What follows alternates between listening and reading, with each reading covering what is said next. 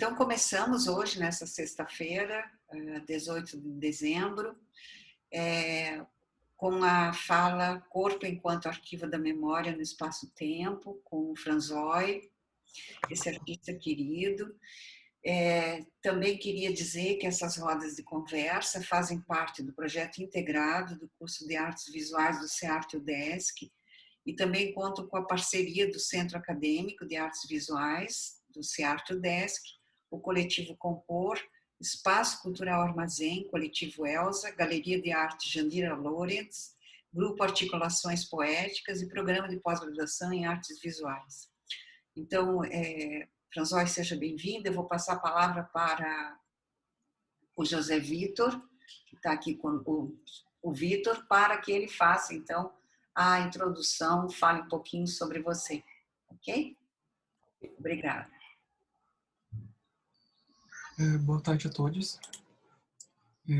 Carlos Alberto Franzói, artista natural de Santa Catarina, que vive e trabalha em Joinville. Tem um currículo extenso, artista visual, arte educador, ator, diretor, cenógrafo. Forma-se em educação artística pela Univille, Joinville, em 1991 e conclui pós-graduação pela ECA USP e pela Univille em 1993. Franzói realizou exposições no Brasil e no exterior e atualmente tem como foco seu trabalho performance. Atuou em vários coletivos de artistas, tertúlias e salões, além de projetos de artes visuais aprovados em editais culturais como o Itaú Cultural. E agora eu passo a palavra para o Franzói. Boa tarde a todos. Tá? E muito obrigado pelo convite. Eu queria agradecer ao CEARTE, ao UDESC, a todos os professores, doutores, mestres envolvidos e alunos. Tá? É uma honra estar conversando com vocês. Me orgulha muito, porque eu sou aluno, já fui aluno de artes visuais, na minha época, educação artística.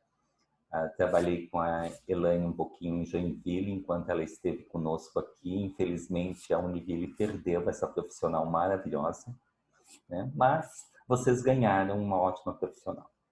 Tá? Bom, agradecer a Ju pelo convite e a todos os envolvidos. Bom, na verdade, o que a gente vai fazer é um bate-papo. Vocês podem me interromper a qualquer momento com perguntas, tá? E se eu me estender muito, Elaine corte, porque às vezes eu falo bastante. Tá, ok? Bom, corpo enquanto arquivo de memória no espaço-tempo. O meu trabalho, ele tem a ver sempre com essa questão do corpo enquanto fazer artístico. Tá? E aí, a gente pensa assim, o que é esse corpo no tempo e espaço? Tá? Aqui eu pego como primeiro a questão do corpo-memória. O que vem a ser esse corpo-memória? Entendendo que no mundo tudo é dual. Para mim não há nada único, e sim o mundo é composto por dualidades. Então esse corpo, ao mesmo tempo que ele não fala uma coisa só, ele é múltiplo. Então essa memória também, ela não é uma memória única e sim múltipla, né? E como que ele se comporta nesse espaço em que que está inserido esse corpo. E depois eu estou falando um pouquinho, depois eu vou apresentar para vocês uma questão de artes, o que eu penso disso. E também esse corpo enquanto tempo, como que ele se coloca nesse tempo. E aí a gente pega, também ele poderia ser um corpo no espaço-tempo. Como que ele carrega, que significados que ele carrega e ressignifica, né? Então, ele é um corpo nesse espaço-tempo que ele habita. E como que ele vai se relacionar com o observador? Aí vem uma outra questão. Então, esse corpo, nesse espaço-tempo, ele se transforma num corpo-objeto, tá? Ou um corpo-imagem, ou ainda um corpo biográfico. Tudo isso ele chega a esse ponto, essa questão desse corpo biográfico e que história que esse corpo fala, que história que esse corpo conta, né? Ou que histórias que ele conta. Lembrando sempre que quando eu penso num objeto e quando nós temos um objeto, o observador, quando ele vai interagir, ele faz uma leitura pautada na sua vivência, na sua experiência, né? E aí, quais são essas várias leituras que podem ser feitas desse corpo biográfico? Então, para se chegar a tudo isso, a uma biografia do corpo, a essa história gráfica e de vida desse corpo. Bom, eu desenvolvi uma série esse ano, eu estou começando de um pouquinho do que a gente fez esse ano, tá? A série Nova Realidade. O que acontece com isso? Tá? Com a pandemia, o Covid-19, a população ela sofre um corte social, econômico, político, estético, em decorrência dessa questão todas das fronteiras, que impulsionam uma globalização. Esse capitalismo selvagem, né, essa hipermodernidade, essa pós-modernidade, e a partir daí eu começo a dialogar comigo mesmo e também dialogar com um grupo de artistas.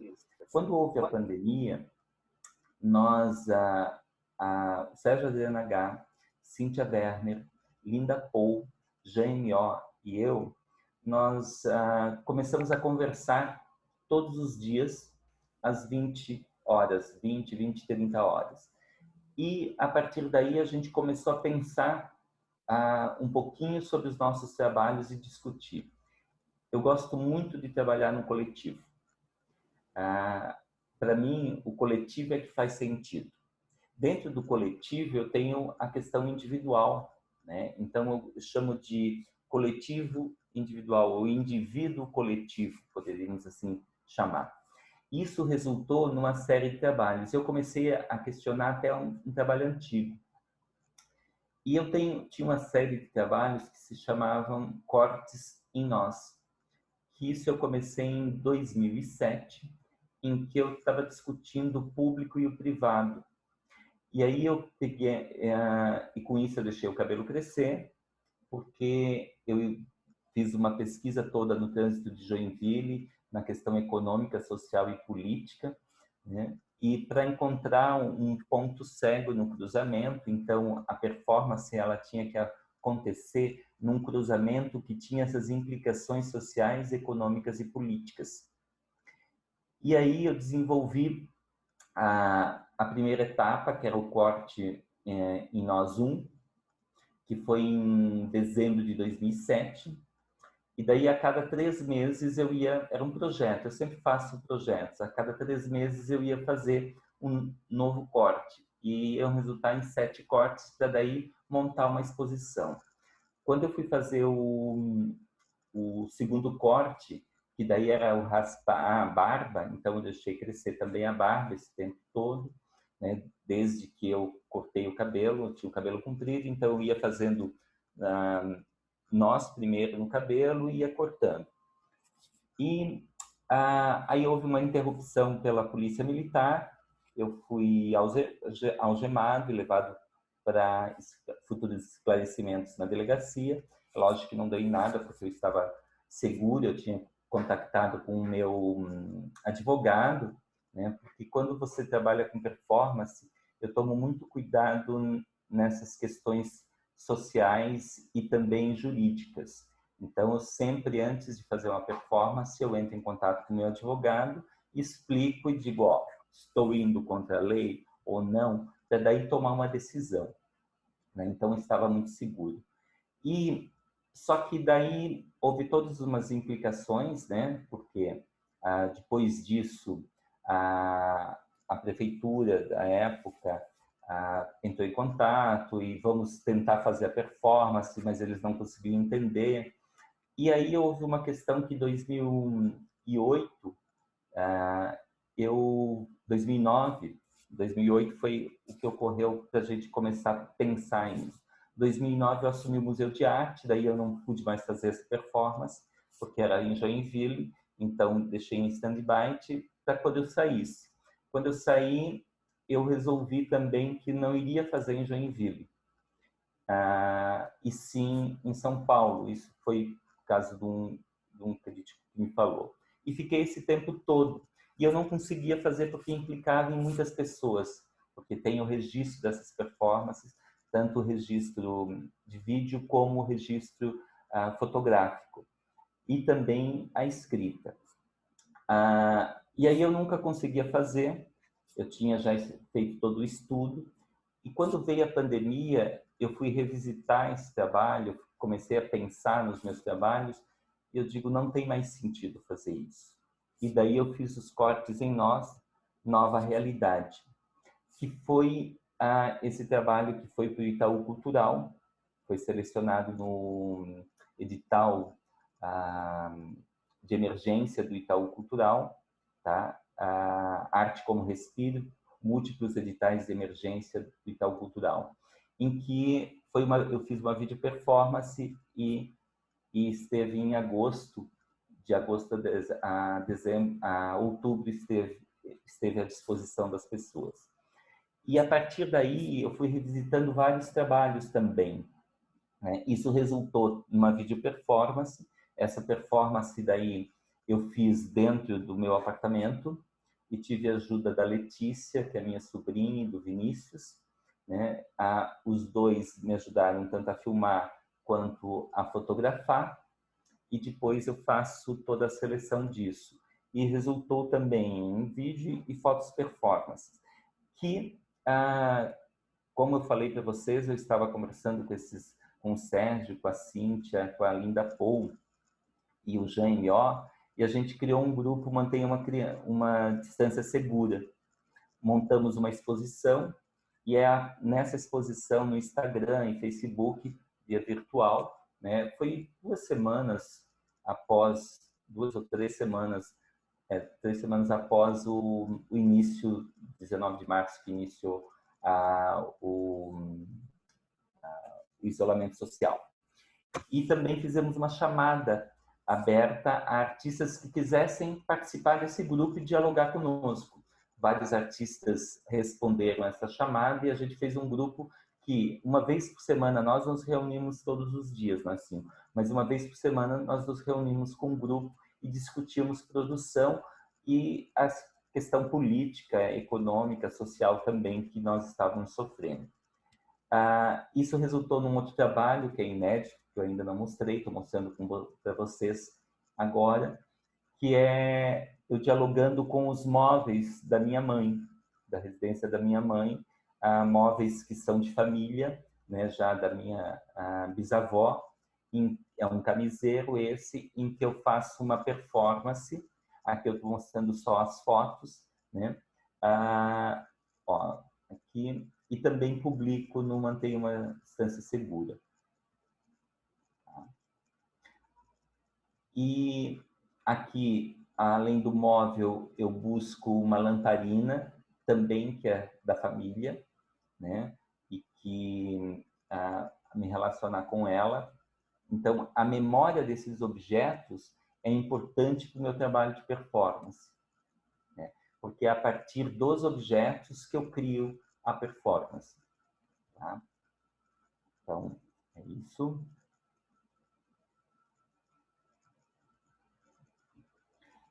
E esse aqui é um trabalho que Deitado Eternamente em Berço Esplêndido. Esse trabalho é uma foto performance, é um trabalho que eu revisitei também. Eu tinha feito primeiramente uma proposta para o Badeschi, mas daí eu nunca consegui montar.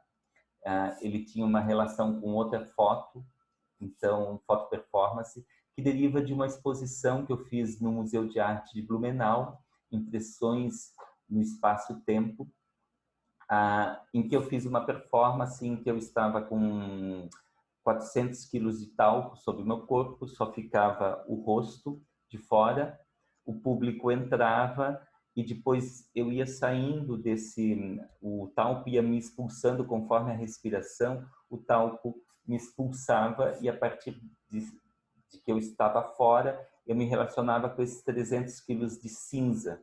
Aqui são cinzas num canto que estava. Então, eu ia para a parede, gravando na parede a impressão do meu corpo, primeiro com talco, depois com as cinzas. E aqui, nas cinzas, eu tinha uma relação de que eu fiz uma pesquisa com todas as representações de Cristo no decorrer da história da arte. E a cada 7 respirações que eu dava, eu me colocava na posição que Cristo foi retratado em um momento histórico por um artista. Então, aqui eu peguei uma foto performance dessa performance, tá? E com a questão da pandemia eu ressignifiquei e dando um outro título para ela e uma nova formatação, porque aqui é a questão digital, tá? É uma crítica à questão de como o governo lidou com a questão da pandemia e lida até hoje com a questão da pandemia, do isolamento social, né? E todas as implicações que as falas do governo e que os dizeres e contradizeres e todas as coisas que ocorrem. Aqui também é também dessa performance em que eu pego 2 fotos performances e trabalho, tá? Do pó, e essa é Ao Pó, Nova Realidade. Então, todos esses trabalhos eles estão dentro dessa linha. Essa aqui são as cinzas, que no final da performance eu pegava um punhado de cinza e essas cinzas iam se esfacelando da minha mão, escapando conforme o tempo e o espaço. Tá? Aqui é outro, Itália Berço Esplêndido, Brasil é esse. Tá? Também. E aqui eu pego um trabalho que é de uma performance que eu fiz no Armazém, em decorrência da exposição ano passado, para fazer o objeto que estava com a minha impressão do meu corpo, que é uma caixa de 1,80 m de vidro por 50 e por 50, e eu enchi de areia, da areia da praia, né? E que essa areia também foi construída o armazém, onde está hoje o armazém, né? Ela serviu de escopo para o trabalho arquitetônico. Então, e aí foram feitas várias fotos também com isso, e a partir dessas fotos eu faço uma ressignificação e faço esse trabalho.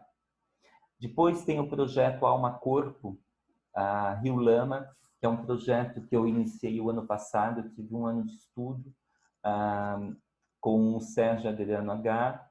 A gente começou a pensar, e a Cíntia Werner também, né? A gente começou a pensar essas implicações. A Cíntia tem todo um trabalho com Mariana e com Brumadinho, que ela está no doutorado dela, discutindo isso. E o ano passado, junto com o Sérgio Adriano H, nós fomos até Brumadinho para fazer uma série de performances, foto-performances, objetos, né, que a gente, em comemoração a um ano, para discutir as implicações econômicas, sociais e políticas que o crime ambiental com a questão do rompimento da barragem do córrego do Feijão, ele provocou em todo o habitat. Então, eu faço uma performance, que é essa performance aqui, Alma Corpo Rio Lama. É o primeiro trabalho desse projeto, ele é um projeto que eu vou desenvolver no longo de 7 anos, né? Porque o 7 tem uma implicação muito forte no meu trabalho, o número 7, a questão de nós, eu vou falar um pouquinho. E aqui foi o primeiro trabalho em que eu postei uma foto no dia 25, exatamente às 12 horas e 28 minutos, quando houve o rompimento da barragem, eu postei no Instagram essa foto. E o vídeo, depois, eu coloquei, ele foi mostrado na exposição que a Juliana Crispi curou, da Rede Choque Cultural, né? E tem essas questões. E aqui eu busco me relacionar com a paisagem. Então, eu fui até o local, tá? Onde ocorreu o crime ambiental, e lá, a partir do momento, foi todo um estudo que foi feito, eu executo essa performance, que é com 70 metros de tecido tubular, né?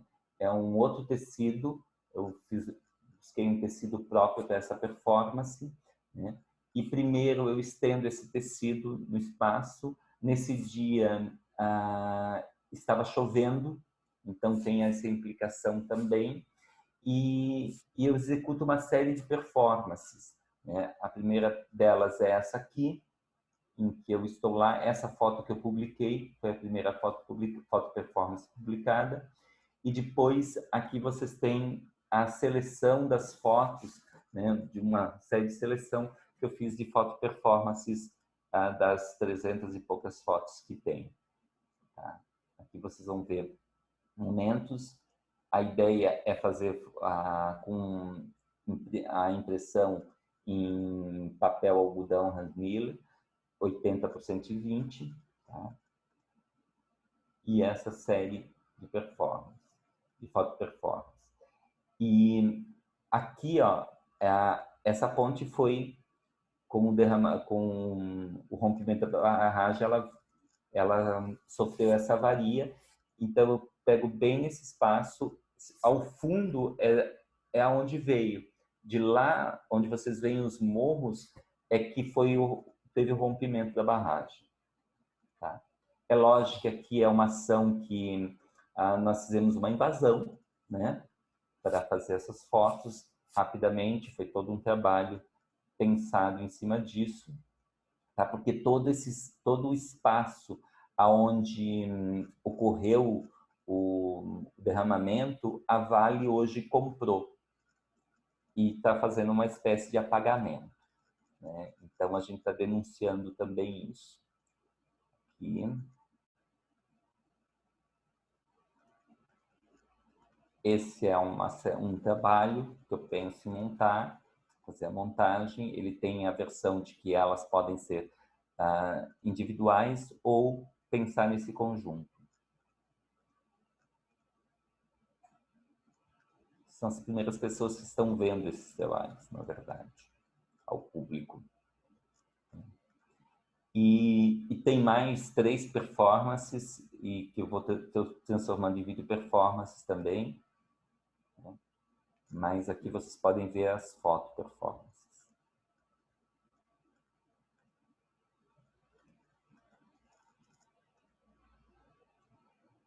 Bom, a corpo Mar Terra foi o trabalho que eu apresentei com a curadoria da Juliana Crispi, né, na 14ª Bienal Internacional de Curitiba, tá? Que é a performance que foi pensada para aquele espaço, né, em que eu dialogava com o mar e com a terra, a areia, né? Essa questão, porque a Bienal estava discutindo as fronteiras, então eu estou discutindo isso também. E aqui tem uma implicação, o estudo todo e o porquê dessa performance pensada para esse espaço decorre também da questão histórica desse espaço, do armazém, hoje armazém, né? Que, não sei se vocês sabem, mas antes ele foi um armazém antes da família, né? Na Crovier que habitar, ele era um armazém. e as mercadorias vinham pelo mar, eram aportadas ali e distribuídas, né? Antes disso também foi uma questão indígena que tem ali, né? E tem aqui as duas video performances, né? Que estavam na exposição. Daí, aqui são as fotos, performances.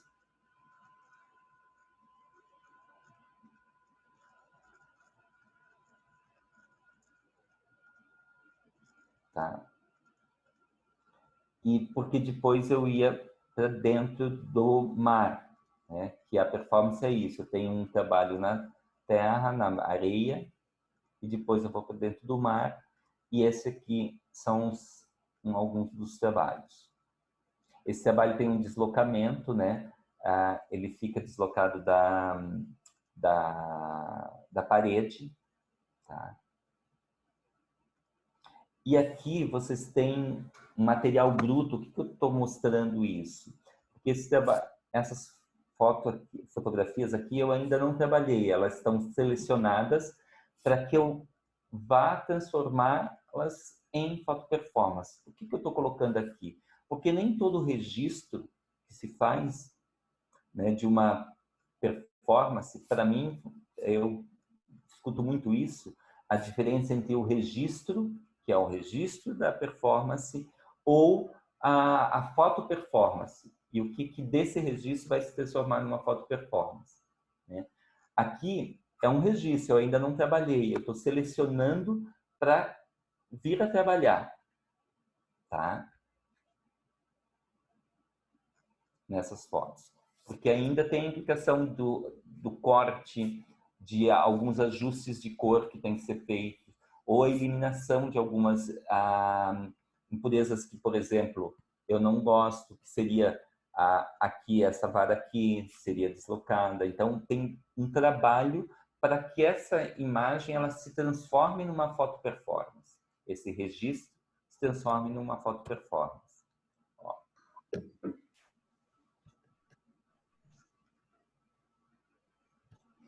E essa performance, ela foi pensada de duas formas, porque eu tinha aqui uma questão do tempo, né? Das intempéries. A questão do vento, né? Que interfere totalmente no mar. Tanto que no dia de oficial eu fiz a performance antes, para ter todo o material, e depois fazer edição, tudo. E no dia eu executei a performance que foi. Então, ela poderia ter duas performances, sobre a possibilidade de partir e sobre a impossibilidade de partir.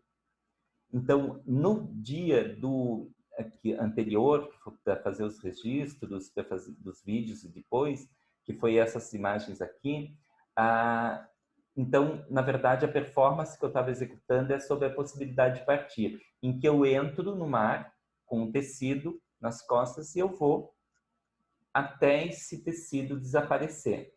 E no dia da performance, na verdade, em função do vento, da maré, aí eu tive que fazer a segunda versão, que é sobre a impossibilidade de partir. Porque não me permitia entrar dentro do mar, por causa da maré, o vento sul e a maré. Então, quando você lida com performance, você tem que pensar essas questões, essas implicações todas do tempo, do espaço em que ela vai ser feita e do tempo também. Como que isso vai interferir. Como também o público. Eu penso muito essa relação da performance com o público. O que o público está vendo? O que eu quero que ele veja? Né? Aqui é um trabalho entre nós, o silêncio, que eu fiz no Badesc. Não sei se vocês viram, que é um aquário. Eu estou dentro de um aquário, tá? E de vidro de 90 por 60 por 60. Eu fico em posição de lótus e daí tem essa mangueira que vai entrando lentamente água. E tem essa caneca que fica no meio, né? Mas não tem indicação para o público tirar. E vai depender do público ou não a continuidade da performance. E aqui tem uma implicação também, uma questão que eu coloco para vocês: eu nunca faço uma performance sem consultar duas pessoas. Uma eu já falei, que é a questão do meu advogado. A outra é o meu médico, porque tem uma implicação muito forte aqui na questão do corpo. Então, aqui eu tinha um problema gravíssimo, que seria a hipotermia. Como é muito lento, né? Tanto que tem uma recomendação: não posso fazer abaixo de 24 graus, eu não posso executar essa performance. O médico não me autoriza, porque daí é um risco muito grande com a minha vida, né? E por quê? Porque o corpo, ele não, como é lento, ele não vai associando, ele vai perdendo a noção, né, do frio, e daí eu posso entrar a algum momento em hipotermia, tá? Aqui já é um trabalho pensado já a foto performance, né? E aqui, depois da performance, ela vira uma videoinstalação, porque eu instalo em cima o que ficou da água, a caneca, e em cima vocês estão vendo que está sendo projetado a performance. A performance é captada por vídeo, depois eu faço uma edição e jogo de cima, tem um data show que projeta essa imagem, então ela vira uma videoinstalação. Os meus trabalhos, eles têm essa questão de que eles não são nunca só uma coisa. Eles vão se bifurcando em várias linguagens. Ó.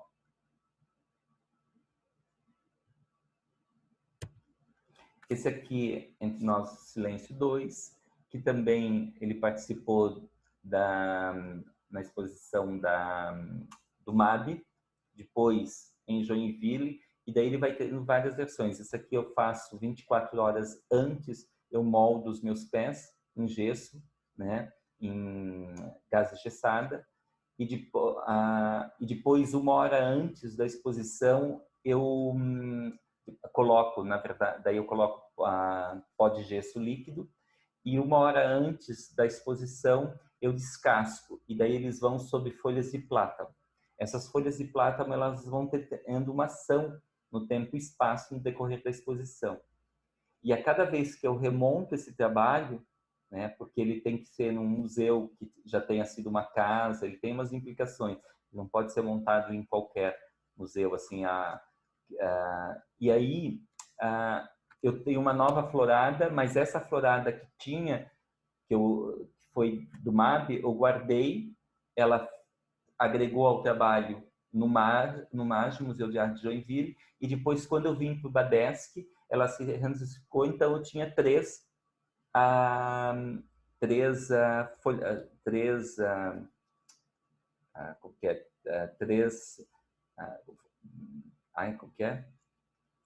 que eu colhi,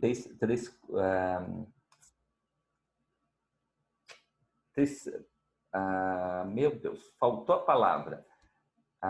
Eu vou colhendo essas folhas de plátano, né? Então elas têm 3 edições, uma mais escura e tal, porque tem a ação do tempo. Esse trabalho, ele é pensado para ser feito em 7 vezes, 7 montagens. É lógico que cada montagem ele vai se adaptando ao espaço em que ele é proposto. Tá? Esse é o trabalho da Bienal. O que se faz presente, tá? Ele tem o registro de vídeo e tem a questão das fotografias, em que eu fico 49 minutos, quando o público entra, eu estou deitado, imóvel, e faço micro-respirações, que o objetivo é levar o público a ter a dúvida de que se é uma escultura ou é uma pessoa. E isso realmente ocorre. Toda vez que eu faço essa performance, eu já fiz primeiro em Joinville, na coletiva, depois foi selecionada para a Bienal. Na Bienal foram 7 vezes que eu fiz 7 apresentações dela na abertura, depois mais 5 no decorrer da exposição dos meses, e uma vez eu fiz no fechamento. Então, eu comecei quando o museu fechava às 18 horas, a performance terminou às 18 horas. Tá? E quando eu saio, depois de 49 minutos, eu saio de lá e fico e coloco o vidro dentro, por cima. E daí ele se transforma numa videoinstalação ou num objeto. Porque tem aqui videoinstalação, porque tem também uma luz pontual âmbar, desculpa, que fica sobre a caixa. Então tem toda uma atmosfera aí. Tá? Esse trabalho também foi apresentado, a segunda versão dele, no Badesc, só que daí com a cinza, porque também ele é pensado para 7 elementos, né? O talco, cinza, pó de ouro, pó de prata, pó de cobre, terra e sal. Isso tem relação com a questão de poder político, econômico, vincados na história do Brasil, né? E do mundo. Aqui, para vocês verem. Né? E lógico, quando coloca o vidro, o que acontece? Fica quase que um corpo, tem o reflexo, né, dessa impressão do corpo, e você fica com o corpo quase como se fosse invisível aí. Algumas pessoas até me pediram assim, então você tem um corpo de plástico ou de vidro ali, uma cópia sua de vidro? Eu digo não, porque fica essa impressão. Ó. Aqui é um trabalho Entre Nós, Alma e Corpo, que foi apresentado em 2019 na 46ª coletiva, em que também eu moldo os meus pés. Aqui é um círculo, né, de aço, e que dentro deles tem vidros estilhaçados, em que a performance eu pego esses pés e vou onde os pés estavam de gesso, eu me coloco em pé. E eu só sairia daí depois se alguém viesse a pegar ou me retirar daí. O que aconteceu, então, e se acontecesse antes de 49 minutos, eu tinha a questão de que eu iria repetir até dar 49 minutos. Então, daí eu entrava, as pessoas iam lá e me retiravam. Entrava e me retirava. Até que deu 49 minutos.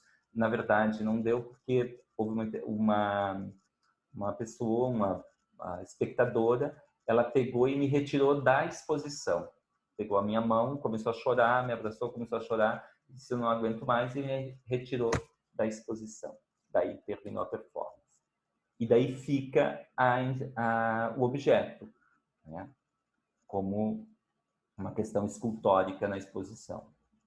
Aqui é um trabalho que eu fiz também da exposição do Badesc, que é uma corta, uma performance que eu fiz em frente à Catedral Metropolitana de Florianópolis, em que também eu nessa caixa tem metade talco e metade cinza, e eu vou pegando alternadamente um punhado de cinza, de talco primeiro, deixo se esvaecer no ar, depois um punhado de cinza, até 7 vezes cada um. Isso advém daquele outro trabalho, né? Lá da performance Impressões no Espaço-Tempo, em que aí eu venho e remonto nesse trabalho. Isso é um trabalho que eu quero desenvolver, um projeto de desenvolver em várias catedrais metropolitanas do estado de Santa Catarina, mas eu ainda não executei. Aqui a ignorância é uma dádiva e a ilusão é uma dádiva, que é um objeto, tá? Em que eu pego, são 2 vidros, eu escrevo com talco, um pó de talco, e o outro com pó de cinza, o que está atrás é com pó de cinza. E daí fica essa multiplicação com a questão da luz, né? E junta esses 2 quadros em um só. E fica. Isso tem também uma implicação, é um trabalho que eu criei. Na verdade, essa frase, a ignorância é uma dádiva, eu falei com meu irmão quando eu tinha 19 anos. E daí fiquei com esse projeto, com isso na mente. E daí eu já tinha bolado esse trabalho, há mais de 14 anos atrás, e com a questão política do Brasil, esse desmonte da cultura, esse apagamento que foi feito, e que Joinville antecedeu até ao federal, porque nós, em 2013, nós tivemos uma mudança de governo em que começou um apagamento total, que até a Fundação Cultural de Joinville foi destruída, foi fechada e se transformou em Secretaria de Cultura e Turismo. Então, para nós foi uma grande perda e todos os equipamentos também. Daí eu digo, não, agora é o momento desse trabalho. É uma série de trabalhos de frases, né, que essas são as duas primeiras, mas tem a verdade é uma dádiva também, e a liberdade é uma dádiva, e várias frases que eu estou fazendo nesse projeto, tá? Que futuramente vai ser uma exposição só com esses trabalhos. Série Nós em Nós é uma série que eu desenvolvo há muitos anos, tá? Em que eu pego o tecido. Ele é desde 2009, essa série entrou no Itaú Cultural, foi do primeiro Rumos Visuais, em que eu fui selecionado. De Santa Catarina fui eu, a Raquel Stolfi e o Jorge Ferro, que não está mais conosco, né? Faleceu. Mas fomos os 3 artistas selecionados do Sul do primeiro Rumos. E eu tinha uma exposição minha em Criciúma, no Jorge Janata, que foi o que eu mostrei, e entrou toda essa exposição. E de lá para cá eu começo a desenvolver uma série de trabalhos. Aqui é um trabalho que foi selecionado para a Bienal, 13ª Bienal, Polo SC, né? Também pela Juliana, pela Francine Godel e pela Sandra Macroviec, tá? Mas ele resulta de uma série de trabalhos que eu comecei a fazer em 2007, uma performance que eu fiz, fotografei e nunca tinha mostrado. E daí, que é esse trabalho aqui, tá? Que resulta nessas foto performances a partir disso, que eu vou me relacionando. Isso tinha a ver com um trabalho para a Galeria Municipal Vitor Kusansev, em que eu pensei uma exposição toda em adesivo, né, que era adesivado tamanho, por exemplo, seria tamanho real adesivado na parede na minha altura. Então, um recorte, toda a exposição ela estava em função nessa questão pensada para isso, como se eu tivesse o artista estivesse colado na parede, grudado, fizesse parte da arquitetura da galeria, né? Eu nunca consegui montar isso, mas um dia ainda monto, tá? E aqui, esses trabalhos, então, são nós, e para vocês terem uma ideia, isso parte de um desenho, tá? Que eu penso, depois eu começo a fazer novos compulsivos. Todos esses tecidos, eles já têm que ter uma vida, ele já tem que ter sido utilizado para alguma coisa. Então, geralmente, esses grandes eu já utilizei para performance, né? Ou alguns eu utilizei no teatro, que eu era ator, diretor e cenógrafo, e daí eles vieram de lá, de cenários, depois eu transformei, tá?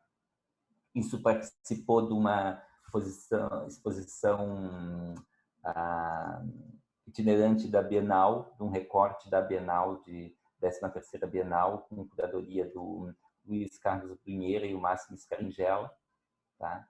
Em que eu fazia uma performance e também ficavam esses trabalhos no espaço, aqui em Cascavel, Museu de Arte Contemporânea de Cascavel. Esses trabalhos aqui são também nós, por exemplo, esses trabalhos foram eles eram antes um cenário de uma peça em que eu fui diretor e que depois da peça eles vieram para minha mão e daí eu transformei, ressignifiquei em obras da série Nós. E esses nós, eles vão a cada montagem eles vão modificando, porque eles dialogam com o espaço expositivo. Tá? Ó, aqui já em outro espaço, outra montagem, né? Esse é um trabalho que participou da exposição Signos da Morte, teve no MASP, tá? Em 2005, e em que tem a ver, são 75 nós, eu só posso falar isso, que são 75 nós, porque ele tem a ver com a questão do signo do que o nó significa na maçonaria. Então, eu tive que pesquisar em cima disso. É uma obra que o curador, né, que me convidou para fazer uma exposição, para participar dessa mostra. E aí ele disse, eu quero dos nós, o significado dos nós, e daí eu fui buscar em cima disso. E ele tem sempre colocado num canto também. Aqui são os nós da série Vísceras, que daí eles vão dialogando com as portas dos espaços expositivos, em que em cada porta eu vou fazendo uma montagem diferenciada desses nós. Tá? Aqui é outra configuração dos nós. E esse aqui também, eu vou no espaço da Galeria Municipal de Itajaí, eu fui convidado para uma individual, e daí me apropriei nós entre colunas, porque tinha a questão das colunas, e a partir daí de visitar o espaço é que eu pensei na exposição. Então tem toda uma questão da etimologia da palavra nós, da etimologia da palavra entre, eu plotei na parede, e colunas também. E daí, a partir disso, daí eu vou fazendo a montagem da exposição. Essa montagem, para mim, ela já decorre de uma performance durante a montagem. Por isso que eu faço a montagem sozinho. Tá? Aqui, ó. E aqui foi uma performance que eu fiz no Salão de Itajaí, Nacional de Itajaí, tá? Em 2010.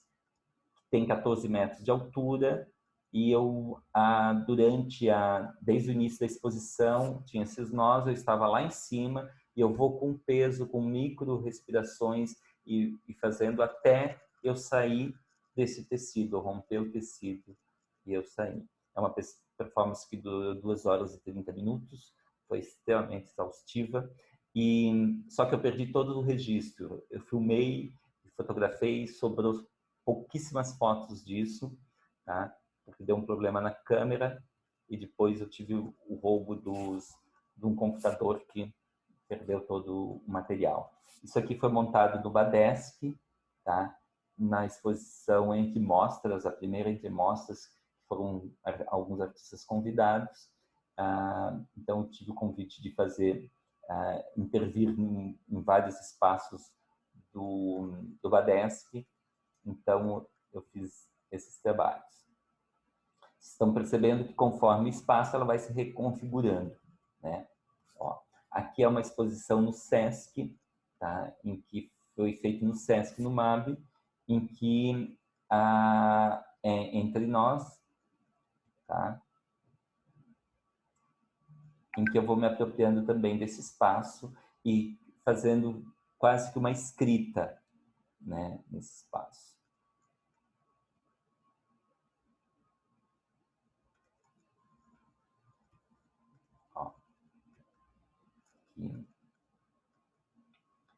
E daí a luz era bem pontual, e entre esses grandes nós que estavam, tinha um nó com tecido, com vestimentas, porque é uma outra série de vestimentas em que eu pego vestimentas, as pessoas me doam vestimentas, e eu crio obras a partir da memória dessas vestimentas, tá? Então, também tem um dado que, a partir do momento que eu tenho várias senãs para produzir. Então, quando eu estou produzindo essa obra que foi doada, a pessoa me doou uma vestimenta dela, correto? Então, eu tenho que doar algo para ela. Então, eu faço o reiki, eu aplico o reiki durante todo o tempo que eu estou trabalhando na obra, seja fazendo a obra, ou cada vez que eu vou montar, eu vou aplicar reiki para essa pessoa que me doou. Então, isso para mim é extremamente importante, essa conexão, porque essa conexão da memória do tempo e espaço é que faz eu pensar e repensar e ser nesse espaço, nessa altura, essa quantidade de nós. E tem um dado que, se você for pegar qualquer trabalho meu, você vai contar, são múltiplos de 7 nós. Não é uma coisa que eu fico contando, estou fazendo 1, 2, 3. Não, depois eu percebi ao longo do tempo que vem essa relação desses setênios, né? que nós temos na vida. Ó, esse é um trabalho também que eu montei, foi especialmente para o MAB, porque tinha uma sala escura, preta, e a partir daí eu consegui fazer um trabalho que eu já tinha pensado há muitos anos. E também resulta de uma performance. Esses trabalhos são 7, são numa parede 3 espetos e nas outras 2 paredes laterais 2 espetos. Então dão 7 espetos. Esses espetos são do meu pai, ele utilizava, meu pai já faleceu, então tem uma questão de memória aí. E eu levei 21 anos para fazer essa obra, para concretizar, desde quando eu pensei. E é uma obra que eu criei quando eu vi um trabalho do Schwanck, em que ele tem 2 espetos, um espeto no outro e o nome dele. É um trabalho belíssimo, que eu gosto muito. E quando eu vi esse trabalho, eu digo, pô, comecei a pensar e daí eu criei esse trabalho, mas tinha que ser os espetos do meu pai. Até que em 2010 a minha mãe fez uma reforma no apartamento dela, daí da churrasqueira, esses espetos eu não quero mais, tu quer? Eu digo, eu quero, mãe, vou fazer então a obra. Ela disse, por que tu não pediu? Eu digo, porque eu não tinha que pedir, você tinha que dizer quando você não queria mais esse material. Então também tem essa questão do tempo e do espaço, essa questão da espera. Às vezes você cria algo e que não é naquele momento que você vai executar quando você encontra o espaço ideal, né, uma proposta, ou quando você tem finalmente o material na sua mão. Aqui é uma performance em que eu estou com um nós na cabeça todo, em cima até aqui, tudo, um monte de nós, e eu vou, e esses espetos, eles estão na altura do meu coração. Então, eu venho primeiro aqui e eu me debruço, dou todo o meu peso do corpo para esses espetos. Aqui o do meio vai no meu coração e os outros 2 nos braços. E assim vai de frente, de trás, por trás também eu faço essa coisa e vai nos outros.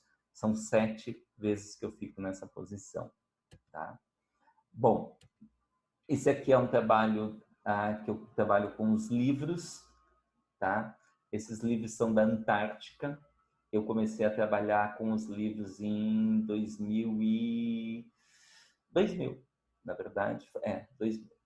E de lá para cá, são 20 anos, eu me apropriei dos livros da Antártica, livros de contabilidade, tá? Porque foi uma proposta, e a partir daí eu faço várias propostas, instalações, objetos, performances, né? Essa aqui foi no MASP, curadoria também da Juliana e da Sandra Fávero, a Correia Fávero, em que eu montei num do lado a coluna no espaço-tempo e no outro lado, tá? Eu fiz a performance.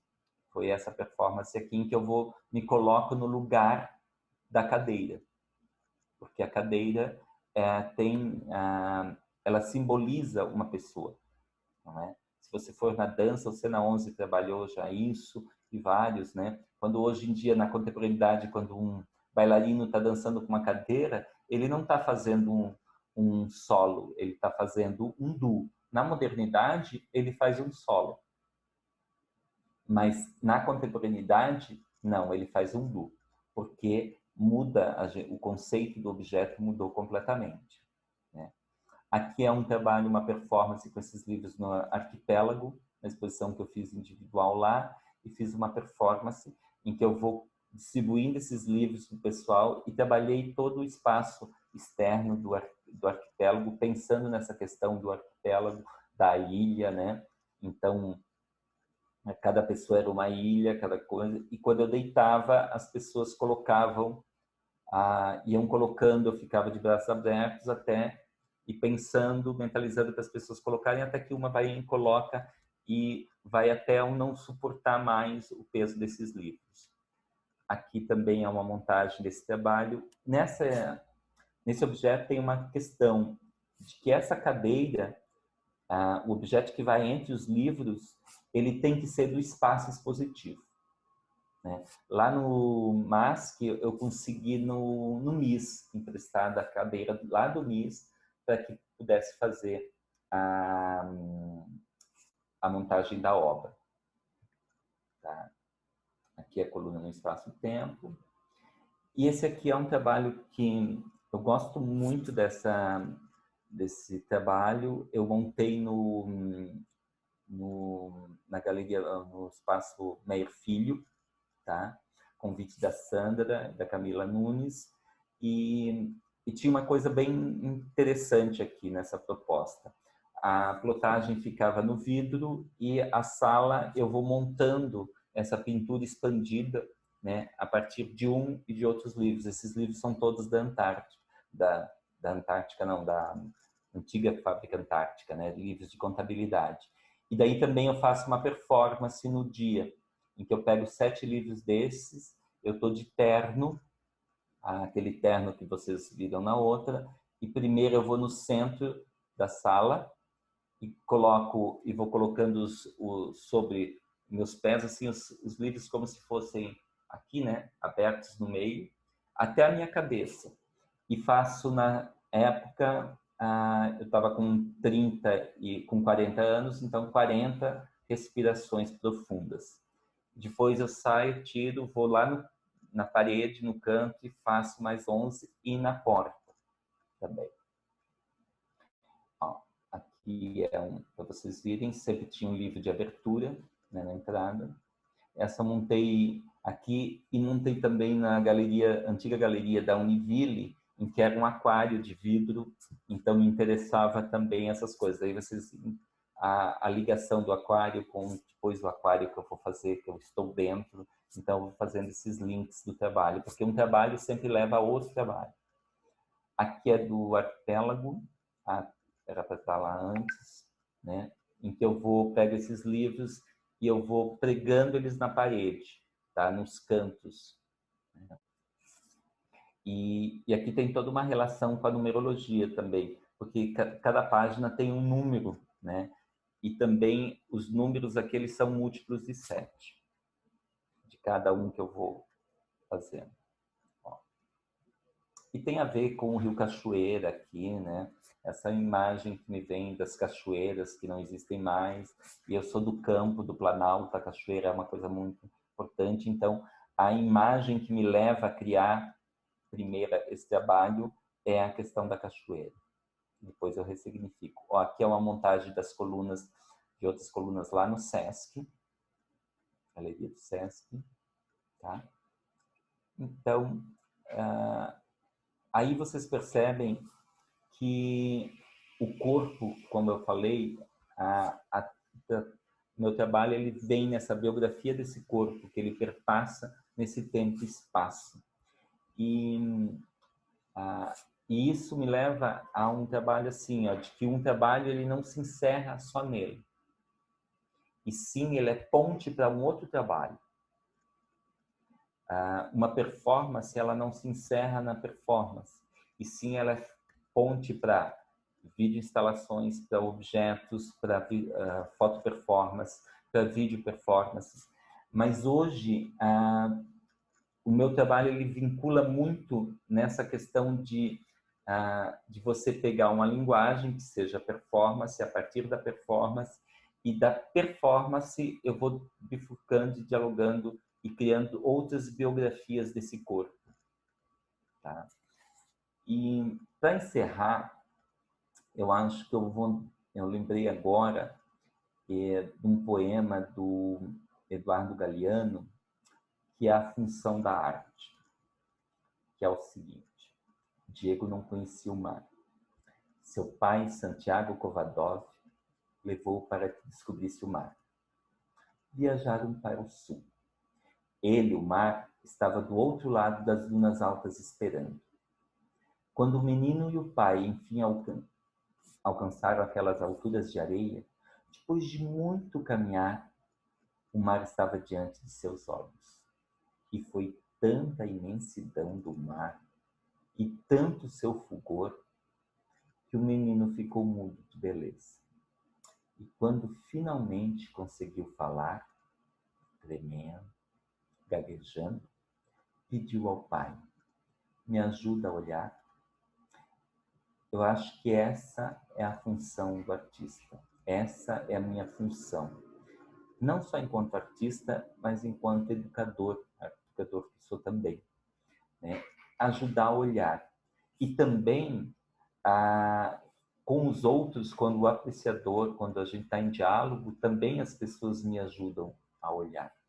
Porque o artista, ele tem um ponto enquanto ele está produzindo, e tem após a produção dele, ele não é mais artista, ele é apreciador. Então, eu busco também me relacionar com o meu trabalho como também sendo um apreciador. E daí eu busco aprender com o meu trabalho e com o trabalho dos outros também um pouquinho da vida. Porque a grande função nossa é velar e revelar o mundo contemporâneo que a gente habita, é o nosso habitat. Por isso, todas as implicações econômicas, sociais e políticas que todo trabalho de arte insere no seu contexto, né? Não tem como negar que um trabalho de arte ele não vai dialogar com o seu entorno, com o seu momento histórico, ou vamos supor, com o seu espaço-tempo. E isso cria uma biografia desse corpo no espaço-tempo. Muito obrigado. Nós gostaríamos agora de abrir para perguntas. Eu não sei se quem gostaria de fazer a primeira pergunta ou comentar alguma coisa. Primeiramente, eu queria te agradecer, muito bom te ouvir, é a primeira vez que eu ouço uma fala sua sobre o seu trabalho, e foi muito bom, foi muito gratificante. Eu elaborei, na verdade, uma questão, até olhando a sua obra e pensando sobre ela, que é que você ocupa, o seu corpo na sua obra, ele ocupa um lugar muito sensível e também muito político, né? Isso acontece de um modo leve, mas que também causa uma perturbação, assim, quando a gente olha.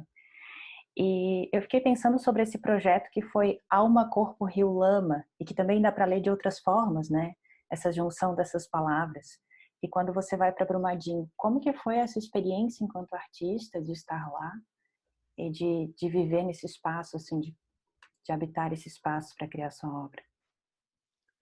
É que assim, ó, isso começou quando teve o rompimento de Mariana.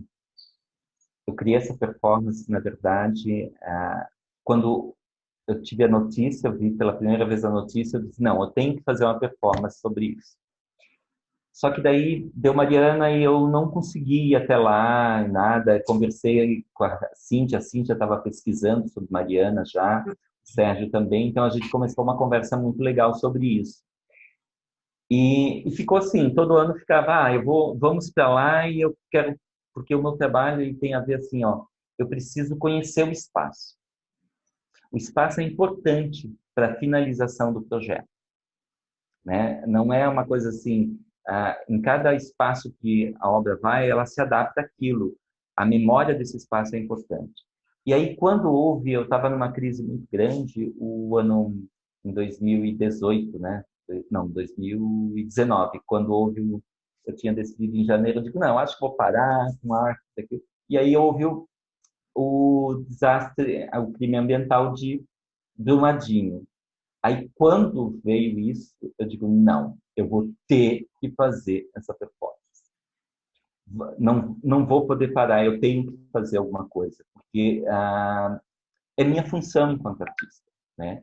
Então, e aí eu comecei, o Sérgio e a Cíntia foram para Brumadinho, eu não pude ir, eu estava com outros projetos me envolvendo, e depois a gente ficou todo 2019 conversando. Quando eles vieram, eles me contaram e mostraram o material deles, o Sérgio mostrou todo o material dele, a Cíntia não mostrou, mas a gente marcou uma reunião para conversar sobre isso, para eles me contarem. E daí começamos a conversar sobre isso, eu digo, não, eu quero fazer uma performance assim, assim, assim, assim. E durante 2019, a gente discutiu várias vezes. E firmei um acordo para a gente ir em 2020 para lá, uma semana antes. A Cíntia não pôde ir, deu um problema, fomos eu e o Sérgio.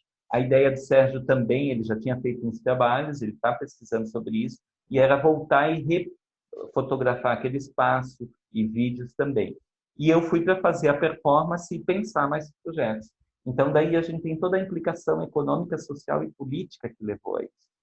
Me chocou muito quando eu cheguei lá e a ideia não é, eu vim aqui fazer um trabalho. A gente foi para um hostel e daí você vai, não, eu vim aqui pesquisar isso aqui, porque você quer descobrir coisas e também leva o que vem até mim. Eu sempre busquei esses tecidos, esses livros. Eu sempre pensei assim, as obras. Eu tinha uma coisa quando eu comecei a trabalhar enquanto artista, eu era aluno ainda, né, de educação artística. Eu não tinha grana para comprar material, então eu digo, bom, o que eu tenho que fazer com arte é o que vem, vai chegar a mim.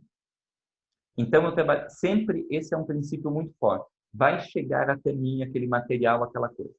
E aí, então isso fica até hoje, né? E aí quando eu fui e a gente começou a circular, né, pegamos um carro, começamos a circular e ver, e daí nos tocamos que tinha a questão de, assim, primeiro, tudo onde ocorreu o vazamento, a Vale comprou. E comprou, assim, tem histórias muito legais, assim, de você conversa com o taxista, com outro, de dizer assim, não, as pessoas não queriam vender a propriedade, mas daí a Vale colocava lá, do lado, uma máquina trabalhando 24 horas. Quem não vai vender? A que preço foi vendido? Muitos relatos de que as pessoas venderam a preço de banana, né? Foi construída uma outra rodovia para não passar pela ponte aonde aconteceu, que foi destruída uma das pontes. Já estava a ponte, então aquelas imagens aonde o Sérgio tinha visto pelo Sérgio e também eu montei a performance com aquela imagem que foi muito divulgada daquele rio de lama, né? Digo, não, eu vou fazer ali. Não existia mais isso, porque houve um apagamento. Há um apagamento muito grande desse crime, né? Para vocês terem ideias, daí assim, a gente começou a conversar, a gente ficou uma semana, e tem relatos assim, por exemplo, houve um aumento de 75% no consumo de antidepressivos, tá? As pessoas têm, não, a Vale está indenizando, ela está pagando isso, aquilo, né? A gente viu várias histórias. E também tem uma coisa que me deixou muito chocada, que eles estão retirando aqueles resíduos de minério e transportando para uma outra fábrica de tijolo e transformando em tijolo. Gente, por que eles não fizeram isso antes? Estão transformando em tijolo isso? Não sei. Só que esse transporte passa por dentro da cidade. Então, assim, nem as pessoas de lá percebem. Você para analisar, quando um caminhão passa, a pessoa tem, assim, você detecta que é habitante de lá, quando a pessoa tem um tremelique. Sabe? Ela tem uma parada no tempo e espaço. Ela nem percebe mais isso. Também, assim, som de helicóptero, som de... Meu Deus, as pessoas piram, elas param. Muitas pessoas foram embora, porque não aguentam psicologicamente. É uma pressão. Tinha toda a comemoração não. Tinha todo o dia 25, que houve uma passeata, isso e aquilo, né? A grande maioria das famílias que sofrem o luto, elas não ficaram lá, porque elas não aguentam. Eu tenho contato agora de pessoas que eu vou conversar, porque eu tenho meu projeto, não é só ir lá fazer performance. Essa é a primeira coisa. Eu tive uma grande coisa de que a dona do hostel, uma das donas, daí ela viu a gente chegando tudo enlameado e tal, né? Daí ela disse, o que é isso? Então, estou fazendo. Aí coincidiu que tinha assim um aluno de artes visuais que estava no hostel, daí veio para o museu, né, para visitar o museu, E aí ele olhou para mim e disse: pô, cara, parece que eu te conheço, né? Eu digo: ah, pode ser. É o que faz? Ah, eu sou artista. Aí a namorada dele disse: ah, ele tinha passado para o vestibular de artes visuais de Minas Gerais. E ela disse: ah, agora como... Quem que é ele? Quem que é ele? Tu tem que saber. Ele disse: não, eu já vi isso aqui. Daí, de repente, o que trabalha? Eu digo: ah, trabalho com artes visuais, com instalação, objeto, performance. Aí, de repente, a gente conversando, eu digo: não, eu trabalho com tecido. Aí ele fala: ah, tu é o Franzói. Cara, tu não é o Franzói, aquele que trabalha com tecido, que faz isso aqui. Eu digo: sou. Daí ele ficou, ele disse, e quando a gente, daí ele queria saber o que eu ia fazer. Eu digo: não, vou fazer uma performance e tal. Ele disse: pô, queria assistir. Eu digo: cara, a gente tá meio na surdina, né? Assim, e no outro dia ele pediu para ver o registro. Aí no café eu tô mostrando, e essa mulher estava servindo o café, a dona, né? Montando a mesa. Aí quando depois do café, uma hora depois ela vem: eu posso falar contigo? Eu digo: pode. Eu poderia ver a performance? Eu digo: sim. Aí era no celular, né? Aí quando ela começou a ver, eu estava passando assim, eu senti, eu digo: opa, não pode, tem momentos que eu não posso mostrar, porque tem momentos assim, ó, foi uma das performances mais difíceis que eu fiz até hoje, porque ah, eu comecei, primeiro eu estico o tecido, e daí eu começo, quando eu entrei dentro do tecido, já a respiração, o levantar para poder, porque eu caminho dentro do tecido por 20 metros, né? E depois vou fazendo esse movimento. Quando eu já não conseguia quase levantar. E teve muitos momentos de parada e mobilidade total da performance, porque eu não conseguia ir adiante, eu tinha que descansar e criar fôlego, né? E muito peso por causa do tecido com a lama também. Eu já sabia de tudo isso que tinha, né? Há toda uma preparação física para isso, mas tem momentos em que eu estou aqui e eu desabo em cima do tecido, em cima da lama. Então eu não poderia mostrar isso para ela, porque ela começou a chorar. E daí eu comecei a passar rapidamente a, a performance assim, e fui meio: ah, é isso. Aí ela disse, daí ela assim, quando eu terminei, eu digo: oh, mas tem que editar ainda. Ela disse, não, daí ela disse assim: ah, é que realmente é muito forte. Ela disse, eu posso conversar contigo outra hora? Eu digo: sim, né? Porque ela se debulhou. E depois de uma hora ela veio conversar comigo e relatar que o cunhado dela faleceu. Então ela tinha uma questão direta. E a irmã dela é psicóloga e trabalha com as famílias. Faz um projeto agora de trabalho com as famílias. E eu tinha falado para ela que na mesa, o pessoal: olha, eu quero entrar em contato com as famílias, porque eu expliquei que há todo um trabalho de construção de instalações em que eu vou me relacionar com a família, parte disso, né? E aí ela disse assim: eu só queria ver, porque assim, ó, daí ela contou isso, o que é esse trabalho que quer fazer com a família. Daí eu contei para ela que cada família vai trazer uma garrafa que simbolize o ente querido, né? E a partir daí eu vou pegar aquela lama, resíduo, eles vão encher pela metade com essa lama. Isso é uma dos trabalhos. E o outro é talco. Daí eu vou escrever o nome em talco nessa garrafa. Então são 270 garrafas. Isso é para uma instalação, para várias eu vou ter, né? São 7 instalações. Tá? E daí expliquei na coisa, ela disse: ah, tá. E daí ela me explicou que ela disse: ah, eles estão precisando disso, né? Porque aí a gente conversou. Aí um outro dia ela veio conversar comigo, conversou com a irmã e que a irmã estava à disposição para fazer o trabalho comigo.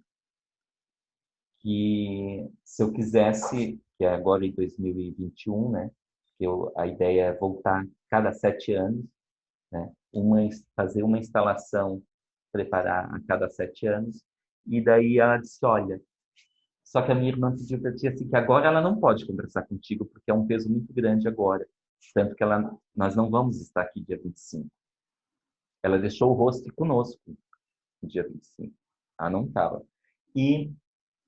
Mas ano que vem, na metade do ano, você entrar em contato com ela, me dê o telefone e tal, e daí ela te coloca em contato com essas pessoas, com as famílias, ela tem esses contatos todos.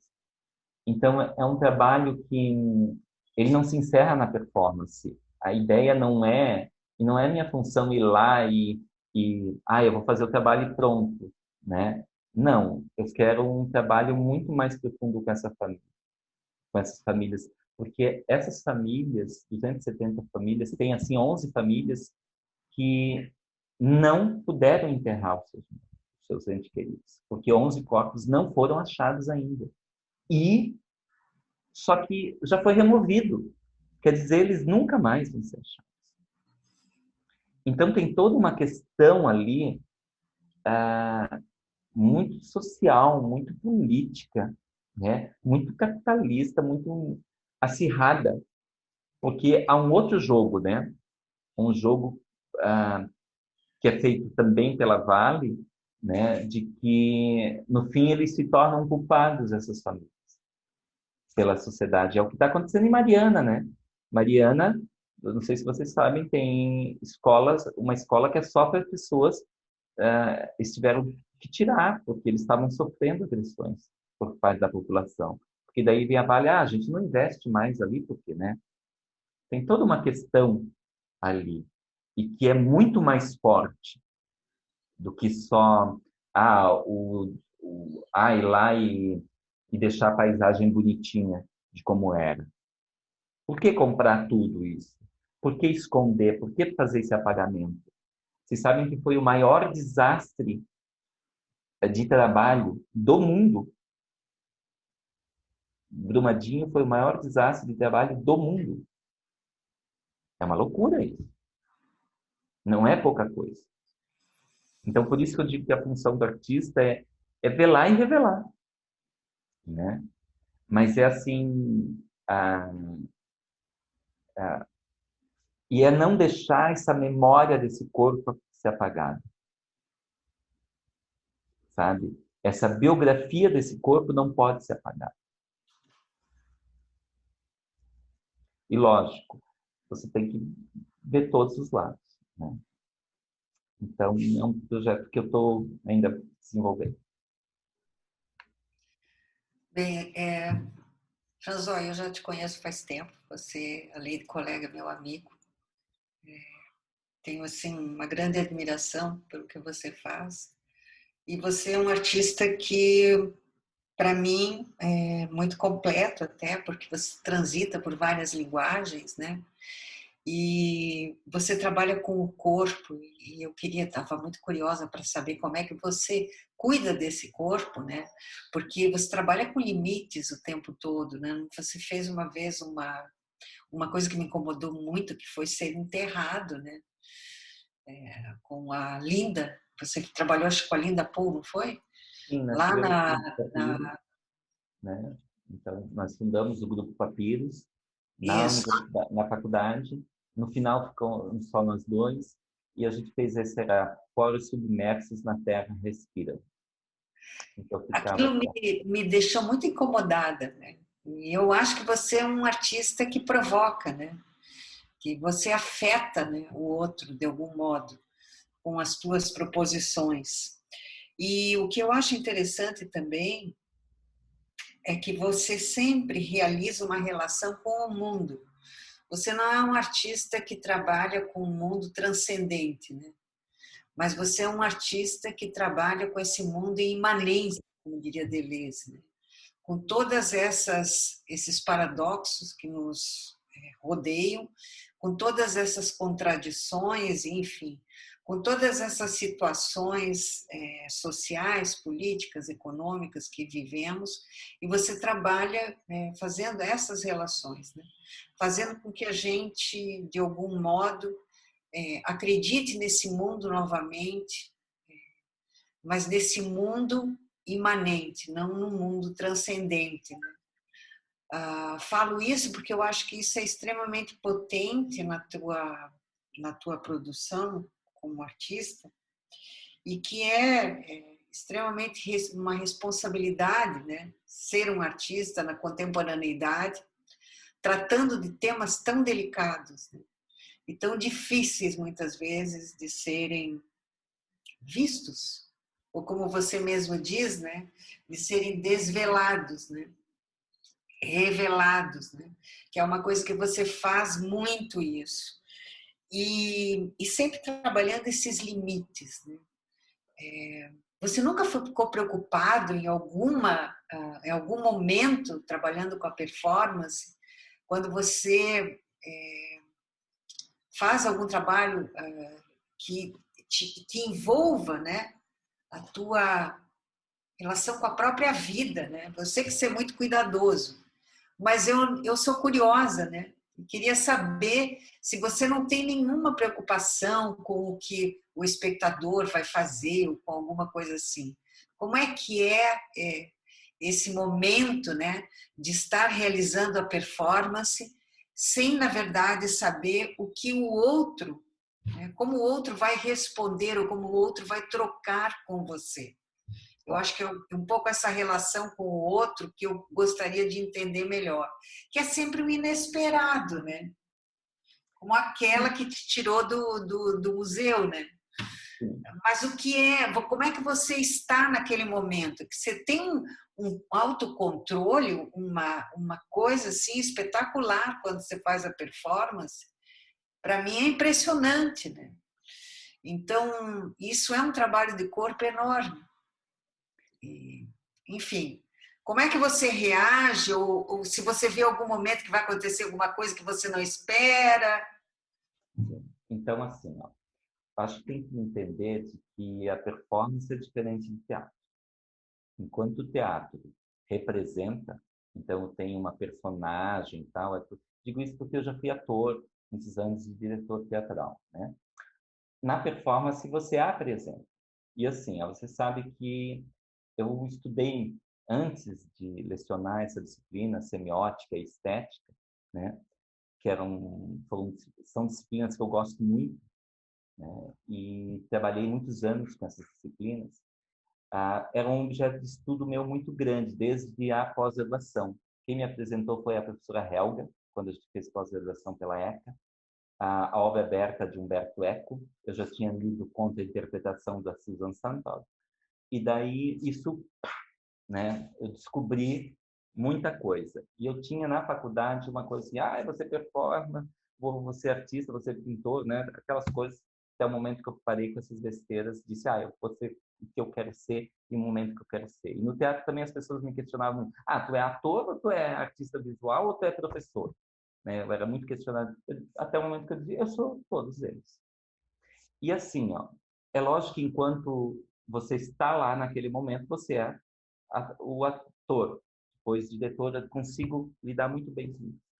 Mas assim, ó, em função da semiótica e assim, a performance para mim, eu lido de uma forma muito consciente e é meticulosamente pensada.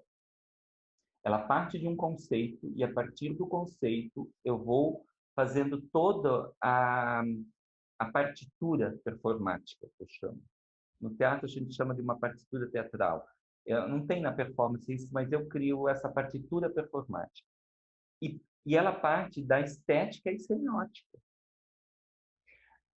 Com a semiótica eu consigo pensar e eu vou colocando todos os pormenores. Então o público, como tu disse para mim, é extremamente importante. Por quê? E não o público como um público só. Eu tenho a criança, eu tenho o adulto, eu tenho... Tudo isso eu penso. Quando a pessoa me retirou, eu já tinha pensado que poderia me retirar. Não quer dizer que daí eu vou fazer isso, tá? Porque eu estou apresentando. Eu sou a arte online. Então, mas isso tudo tem que ser pensado. Não é uma improvisação. Mesmo o termo improvisação no teatro não é o que as pessoas acham que é. Porque no teatro a improvisação só consegue improvisar quando um é um puta ator. Que eles têm um controle do corpo muito grande e da técnica teatral muito grande. Denise Tocco, sim, consegue. Fernanda Montenegro, sim, consegue. Mas nem todo ator consegue improvisar e não mostrar que está improvisando. Improvisação é uma técnica que vem da comédia dell'arte, em que o ator fazia na vida um único personagem e que não tinha um texto, e sim um roteiro. Bom, já parte dali. Na performance, como eu falei para vocês, eu não faço nenhuma performance sem consultar duas pessoas. Meu advogado e meu médico. Embora eu chegue lá para o médico, para o advogado, ele já me diz, você sabe que não está cometendo um crime por isso, por isso, por isso. Você sabe que a quinta emenda tá... Eu digo, eu sei. Né? Por que tu veio? Eu digo, porque faz parte, eu não posso. Não vou fazer uma performance sem consultar primeiro. E vou lá, pago a consulta e tal, e tal. Aquela coisa assim, às vezes não querem cobrar, eu digo, não, é profissionalismo. E o médico, por exemplo, quando eu fiz toda a performance que eu vou fazer, ele diz, pelo amor de Deus. Ele diz, não pode, não autorizo. Aí eu digo, não, mas olha só, eu posso fazer assim, assim, assim, eu vou fazer isso aqui. Tá, daí ele diz, tá. A coisa, quando ele falou 24 centímetros, eu digo, eu sei que eu não posso fazer a performance com a... Esquenta a água, não adianta, querido, porque vai demorar muito tempo e ela vai esfriar, vai ser pior ainda. Ele diz, o problema é que você sabe o teu risco. Eu digo, não. É como aquela coisa assim, ó, um dublê, ele não pode ser dublê se ele não tiver medo. Entenderam? Um profissional que faz esporte radical, se você falar com todo que faz esporte radical, o quê, de risco, ele tem medo, ele sabe do medo, porque a partir do momento que a pessoa não tem medo, aí é loucura. Porque é o medo que te vai fazer sobreviver. É o medo que me faz saber, o meu cérebro lá, e buscar saídas e tal. Mas é um medo. Coisa. Eu vou contar uma coisa para você. Eu, quando era criança, quer dizer, quando eu era não, quando eu sou claustrofóbico. As pessoas dizem, como que tu é claustrofóbico? Elas riem quando eu digo isso. A mesma coisa me dizem assim, eu sou uma pessoa extremamente tímida. Quando eu digo isso para as pessoas riem de mim. Mas eu digo, não, eu sou extremamente tímido. Mas eu me forço a não ser. Entende?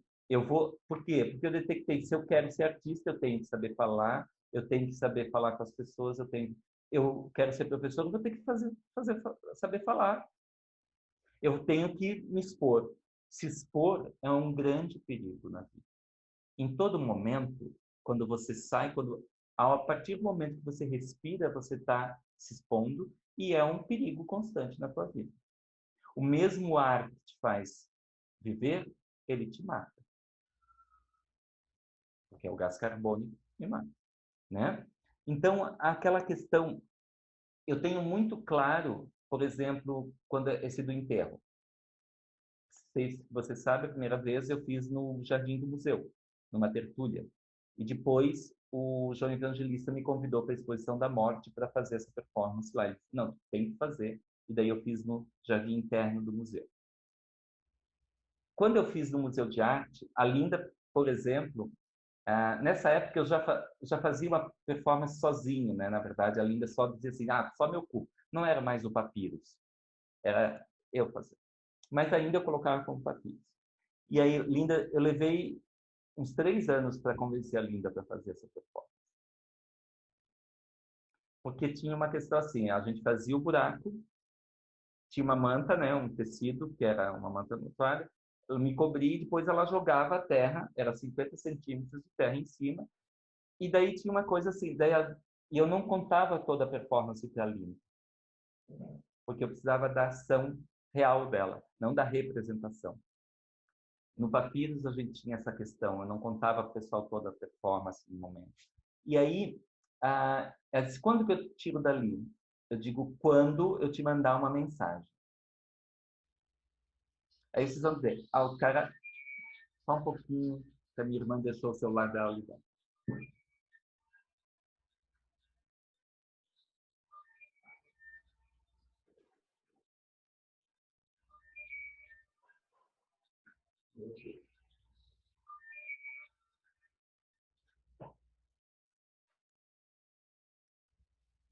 Perdão, pessoal. E aí, quando a gente começou a performance, mas eu disse para ela, mas vai ter mais do que 49 minutos. Então ela sabia que depois de 49 minutos. Aí, quando começou a performance, uma menina veio do nosso lado, a gente estava acabando, e disse assim, sabe que meu pai fez um buraco também essa semana lá no quintal? Eu digo, é? Continuando a tirar a terra. Aí ela, ele fez um buraco. Sabe daqui para enterrar o nosso gatinho que morreu? Eu digo, sério? Que legal, mas ó, o gatinho vai para o céu. Então, não, ele foi para o céu. Eu vou ganhar um outro gatinho. Eu digo, tá bom. Aí ela, quando terminou, assim, ela disse, tchau, ficou com a mãe. Aí quando a Linda começa a me enterrar, eu ouço a menina assim, ó, mãe, ela tá enterrando ele. Aí a mãe não respondeu nada. Daí quando eu estava todo enterrado, ela disse, mãe, ela enterrou ele está vivo.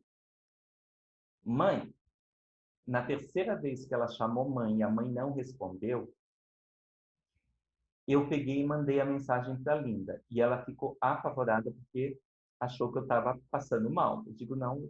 Aí a gente tinha uma coisa assim, porque a Linda nós trabalhamos desde 89, né, até 2000 trabalhamos. Então a gente tem uma coisa assim, somos mais que amigos, nós somos irmãos.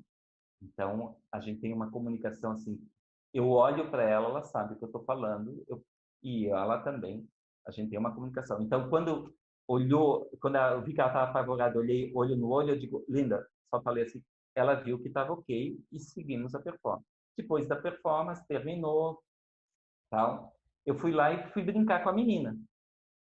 Ele disse, tudo bom. Ela disse, mas tu tava... Eu digo, não, tu nunca brincou de areia, se enterrar?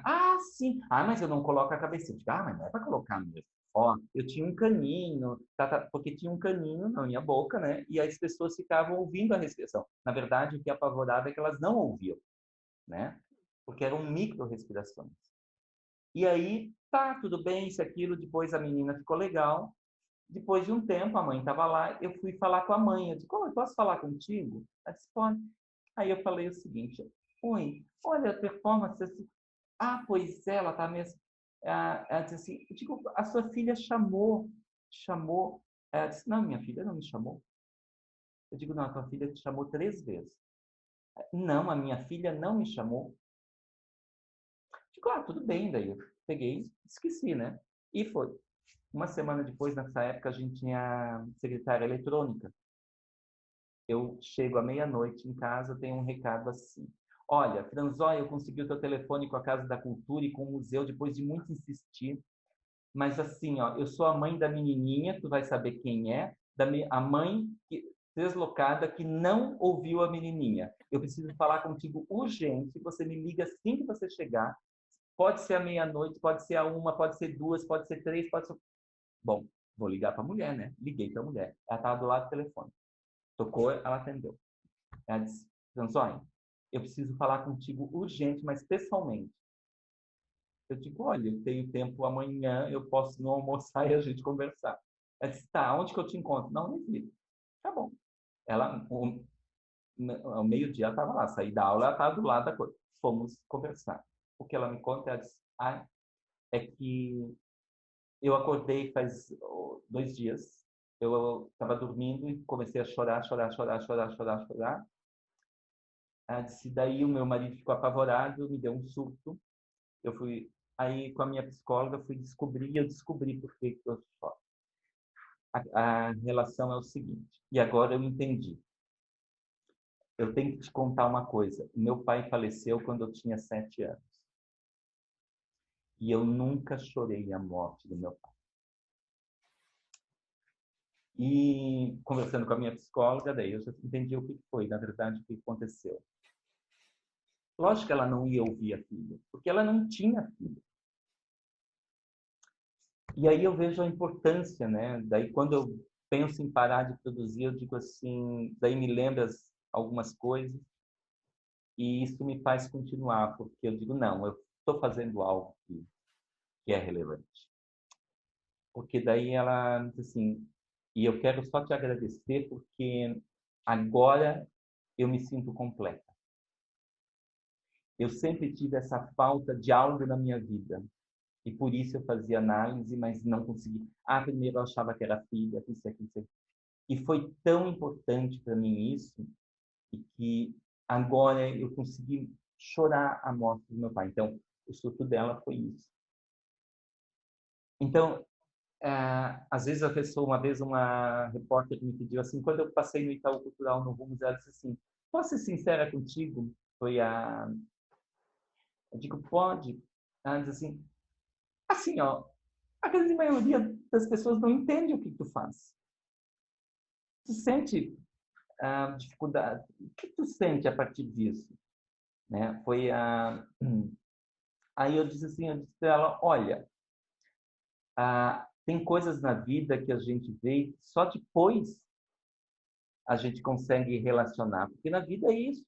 Quantas coisas que eu vi e não entendi, na faculdade mesmo, na vida, e depois eu vi, eu achei que era uma idiotice, depois eu percebi, depois eu conectei com outra coisa, isso é neurociência, né?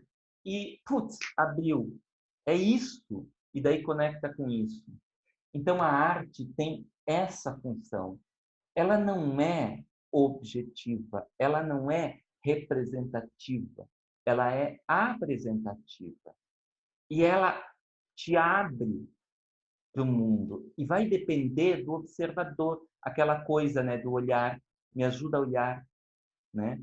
Eu tenho que parar diante desse objeto e me perguntar não o que o artista quer, e sim o que eu estou vendo. E lógico que hoje a arte, ela pode, não é só o bonitinho, né? Já caiu isso. Não quer dizer que não possa ser o bonitinho, né? Mas por isso que a arte é tão plural e diversa hoje, porque a contemporaneidade é plural. O nosso mundo é plural, sabe? E isso é uma coisa importante do artista, quando ele consegue chegar no outro. Quando a obra, ela fala para o outro, ela comunica para o outro. E comunica para mim mesmo, né? Porque eu também sou espectador, sabe? Então, essa relação com o público, eu tenho uma relação muito assim, ó, é muito consciente, é uma responsabilidade muito grande. Então, assim, ó, essa coisa de que o artista é um louco, não, gente. O artista é um profissional que tem que ter múltiplos conhecimentos e que tem que estar muito consciente do que ele está apresentando para a sociedade, para o outro. Porque tem implicações sociais, econômicas, políticas e, principalmente, emocionais. Isso é muito importante. E eu tenho, assim, ó, o maior cuidado, tanto que tem obras que não é o momento de apresentar. Agora ela não vai ter a relevância que ela poderia ter. Ou a leitura que eu quero que ela tenha, uma das. Né? Então eu tenho que saber muito bem o que eu estou apresentando. O que eu estou velando e revelando. Não sei se eu te respondi. Nossa, eu fiquei muito satisfeita e era exatamente essa discussão que eu gostaria que você desse continuidade da responsabilidade do artista, do trabalho, né, do que é ser um artista na contemporaneidade. Muito obrigada. Obrigada mesmo. O professor também tem essa responsabilidade. Exato, porque tem essa questão também do corpo com o professor também, né? A gente fala de um corpo artista, mas é um corpo professor e a responsabilidade que tem de ser professor, né? É tão grande quanto ser um artista. Você está falando de uma responsabilidade aqui como artista. Mas e a responsabilidade como professor? Não, eu tenho assim, ó, vários momentos na minha vida, eu estou diminuindo as aulas, você sabe disso, né? Sim. O ano passado eu tinha, no retrasado, é que assim, eu estou com uma assim, dúvida muito grande de qual a função do professor hoje, né? Porque nós não somos mais um repassador de conteúdos. O conteúdo não importa mais. né? É outra relação. E aí eu estava a ponto assim, foi uma coisa assim, eu saí da aula, né? As coisas que você tem, enquanto você está dentro da sala de aula é maravilhoso. Agora a relação com coordenação, direção, com as outras implicações, isso, né? Me deixar, eu estava saindo e aí eu vim, fui para casa e daí eu passei no salão do meu irmão antes para falar com a minha irmã. Aí quando eu estou chegando com o carro, daí coisa, aí de repente eu cruzo com uma ex-aluna minha que fez teatro comigo no Elias Moreira. E daí eu, tudo bom, isso, aquilo. Ela estava saindo do salão. E daí eu digo, o que está fazendo? Ela me abraçou emocionada, ela disse, eu estou fazendo mestrado. Eu digo, em que? Daí, não, o que está fazendo? Fiz psicologia, ela me disse. Digo, que legal! Eu fiz psicologia por causa de você.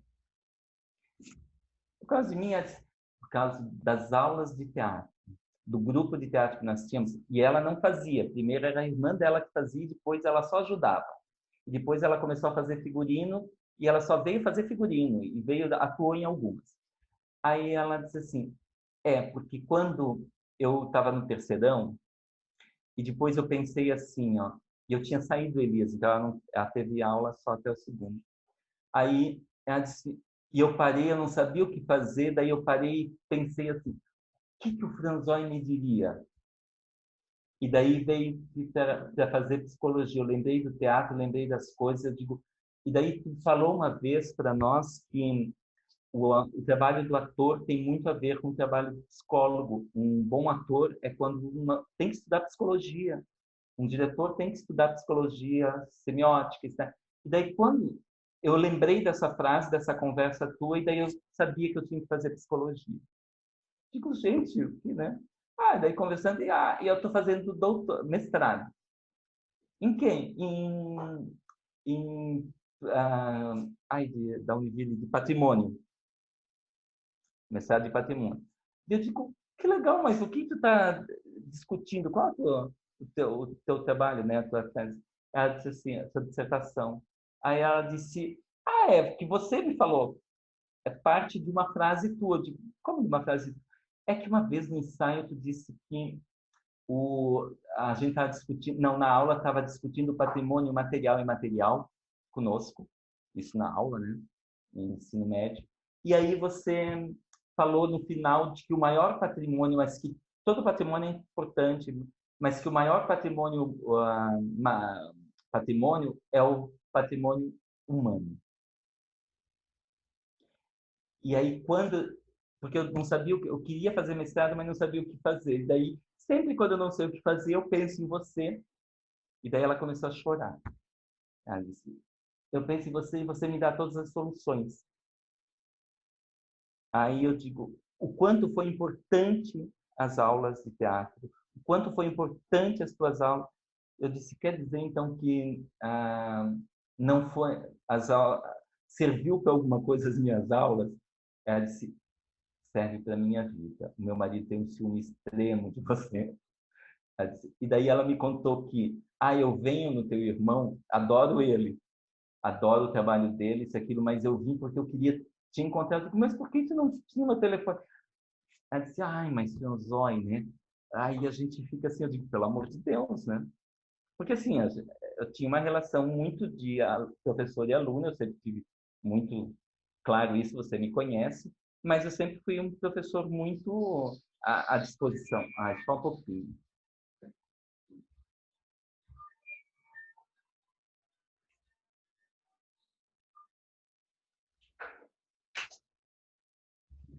Então, é que eu não sei desligar essa aqui. Tá? E aí, sempre tive essa coisa. Então, eu vi assim, sempre quando eu tenho dúvida se eu continuo ou não, me vem uma história dessa. E eu sempre tive essa relação de professor, de uma coisa assim, de que pautar muito bem o que você vai falar, porque você está construindo e dialogando uma mente. E tem coisas assim que pode ser que agora ele não está nem aí para o que tu está falando, mas tudo que está, a nossa mente é muito interessante, porque ela guarda. e depois, de repente, ela clica com a outra coisa e pá! Então, é uma responsabilidade muito grande que você, enquanto professor, enquanto artista, você tem para o mundo. E não foi por acaso que eu escolhi essas duas profissões. Porque, para mim, são as duas únicas profissões que realmente modificam o ser humano. Tem a capacidade de modificar com muito tempo, não é uma coisa assim, o ser humano. Não estou dizendo que as outras não são importantes, com o administrador, o médico, todas elas lidam, mas a gente, a arte, quando eu estou lá, a arte, e é quando uma pessoa diz, português é mais importante, todas são, mas a única disciplina que junta todas as outras é a arte. Eu sempre respondo, uma vez uma professora no estado que eu dava aula, e daí o aluno estava em recuperação, ia reprovar e tinha que uma disciplina cair. Ele estava comigo também. Ela era de matemática, português, ciência, né, e artes. E daí ela disse assim, ele pegou todas e ela queria deixar em segunda época. Ela disse, não, fica em matemática e português em segunda época, no conselho. Por quê? Qual é a média que ele precisa em matemática? Qual é a média que precisa em português e em artes? Em artes era o que ele mais precisava. Eu digo, não, eu não abro mão, ele está em exame comigo. Uma, porque ele não tem condições para ir para o sexto ano. Porque o aluno não tinha mesmo. Sabe? Aquela coisa que quando você analisa o todo, não só o resultado. E a professora de português também tinha essa visão. Aí ela disse, não, porque matemática é mais importante. Eu digo, é? Me diga quem. Eu digo assim, quem que disse isso? Como quem que disse? Todo mundo sabe. Eu digo, olha, Albert Reed não diz isso, isso. Daí, Gombrich fala sobre isso, isso, isso. Aí, Susan Sontag fala sobre... Daí eu escarrei, né? Eu digo, qual é o filósofo? Platão fala isso. E daí fui decorrendo. Digo, quem que disse que matemática é mais importante? Não, daí eu digo assim, a senhora trabalha português na matemática? Quando dá aula de matemática? Não, eu sou professora de matemática. Trabalha história? Não, sou professora de matemática. Trabalha geografia? Não. Daí eu fui discorrendo, eu digo, pois é, eu trabalho todas essas disciplinas quando eu estou trabalhando com artes. Todas elas, eu preciso de todo o conhecimento delas para trabalhar. Inclusive, eu sei que a senhora não trabalha português, porque os seus alunos não sabem interpretar a matemática. Por isso que eles são tão ruins em matemática, que falta interpretação, falta ensinar a interpretar a matemática. E falta também, assim, porcentagem não precisa mais, porque eu já expliquei para eles porcentagem, porque eu tive que trabalhar cores, e daí eu tive que ir para química, né? E física, porque é óptica e química. E eles não sabiam porcentagem, mas daí eu expliquei porcentagem para eles, pode deixar. Agora eles sabem. Ele ficou em exame em artes, e ele reprovou em artes. E repetiu o ano. Por quê? E não é porque eu sou um professor mau, porque ele não tinha condições, ele não tinha amadurecimento para ir para o sexto ano. Porque é isso, não é conteúdo, é amadurecimento. E no final, para encerrar a história, quando eu estou na Univille, anos depois, dando aula de História da Arte e em História, eu entro... não, foi no Design. Eu entro na sala de aula, daí eu vou falar sobre o método, né?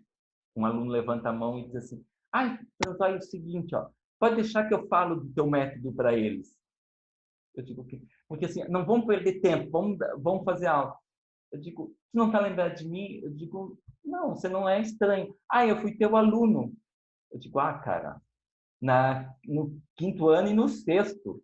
Eu digo, é? Você vai lembrar de mim. Eu sou o aluno que você reprovou em artes. E eu quero dizer o seguinte, muito obrigado. Eu sou alguém por causa disso. Porque eu só consegui ser alguém depois, no sexto ano com amadurecimento. E eu conto para eles que contigo é assim, é fazer as coisas, tem que estudar, tem que fazer, porque você não engole qualquer coisinha. Então, aí que reside. Você tem, enquanto professor, tá? E enquanto artista, que daí são 2 profissionais que eu não desassocio, uma função extremamente importante na sociedade. E, embora todo mundo diga, né, que o professor é importante, isso, aquilo, mas nem a grande maioria não sabe o porquê que é importante.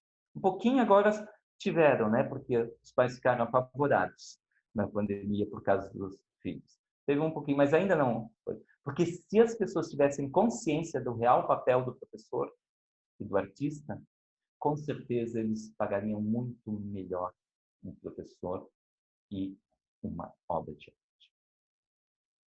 Tá? E é isso que a gente tem que lutar. Lutar para que a sociedade entenda o real valor. Tá? Porque você está moldando pessoas. E você tem que ter uma responsabilidade e entender que não existe uma única verdade no mundo. E que a sua verdade não pode ser a única no mundo. Você tem que saber ensinar de que ele a buscar verdades e ter a liberdade da escolha com sabedoria, com conhecimento. Porque daí a gente vai ter mudança. Então, na história da arte, não é ensinar o ano, não me importa que o aluno saiba o ano, o estilo, e sim, qual o conceito desse estilo? E qual o conceito dentro do espaço-tempo em que aquele estilo foi criado, foi desenvolvido. Porque isso, quando ele entende o conceito do Renascimento, o conceito, ele conseguir colocar o Renascimento, todos os estilos dentro do espaço-tempo que foi criado, qualquer obra que ele veja, ele vai saber que é renascentista.